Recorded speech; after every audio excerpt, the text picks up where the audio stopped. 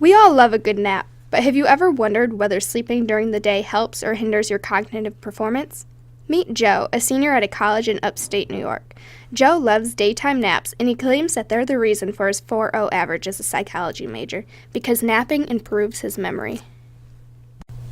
His friends believe he sleeps too much, but Joe continues to argue that napping is good for him. One day, the topic of napping came up in Joe's memory and cognition class.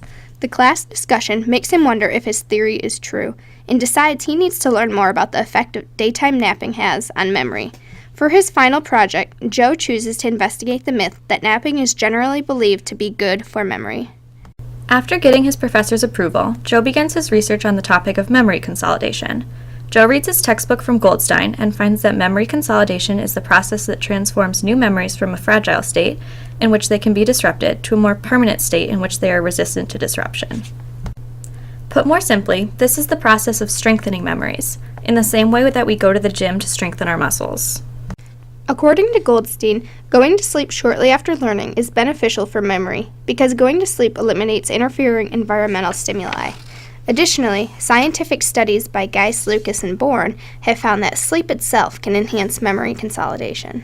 So, we've seen that a good night's sleep is beneficial for the consolidation process, but is the effect different when we're talking about a daytime nap? As Joe conducts his research, he finds evidence both in support of and against his theory that napping is good for memory, and according to Milner and Cote, a variety of factors such as age, timing, and duration of the nap can impact whether or not a nap is beneficial. Joe thinks about his nephew, who just started preschool, as he reads a study by Conrad, which concludes that for young children, napping can improve vocabulary development, retention of information, and memory retrieval. He also reads that napping has cognitive benefits for older adults as well. Joe begins to realize that he needs to learn a little bit more about sleep itself. Sleep occurs in different stages, and these stages include both REM, or rapid eye movement sleep, and non-REM sleep, which includes slow wave or deep sleep. According to Ackerman and Rasch, both REM and non-REM sleep affect the consolidation of different types of memory. Joe decides to take a break from his research, and as he's on a walk, he meets his professor. His professor stops Joe to let him know that he's doing a study on napping and memory, and that Joe is invited to be a research assistant as it could be helpful for his project. Joe happily accepts and is told that the study starts tomorrow. Joe arrives bright and early to the lab, where he finds out that the day will be spent studying explicit memory, the type of memory we use consciously. His professor tells him that studies by Ackerman and Rasch, Tucker, and Wagner and Bourne have concluded that slow-wave sleep has a greater influence on consolidation of these types of memories. Today, they hope to test this hypothesis. They start by studying episodic memory, a type of explicit memory that pertains to autobiographical events. There is a conflict in evidence regarding this topic, and based on previous research, there is no agreement on whether shortwave or REM sleep is more important for memory consolidation.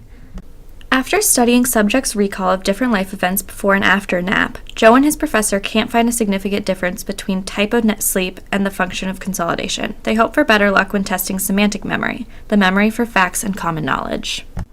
Current research suggests that sleeping after learning new material is helpful on its own, and more specifically, REM sleep is more important for semantic memory consolidation.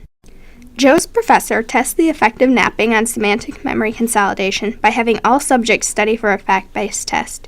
Half the subjects take a nap while half don't, and afterwards, all subjects are given the test. Joe and his professor are excited at the end of the day when they see that the results from the study go along with current research. This suggests that naps in which the napper enters into REM sleep are the most beneficial for the consolidation of semantic memory. The two will return to the lab tomorrow to finish up the study by studying procedural memory. The next day in the lab, Joe's professor tells him that they'll be studying implicit, or procedural memory. Prior research found that without considering the different stages of sleep, napping significantly improves procedural memory. The goal of their research today is to determine if REM sleep in particular is important for procedural memory consolidation. Joe presents the subjects with a relatively simple drum song for them to learn. Similarly to the test for semantic memory, half of the subjects take a nap while half don't, and performance of all subjects is tested afterwards. Joe's professor is happy that their study reveals the same thing that others have found, and tells Joe that he can head out so he has time to finish his final project.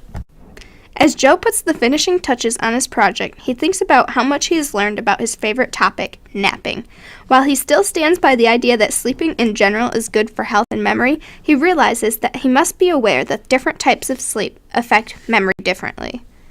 Additionally, some of the information he read is contradictory, and there isn't always agreement in research done on memory consolidation. Finally, Joe hands in his final project and heads home to take a well-deserved nap.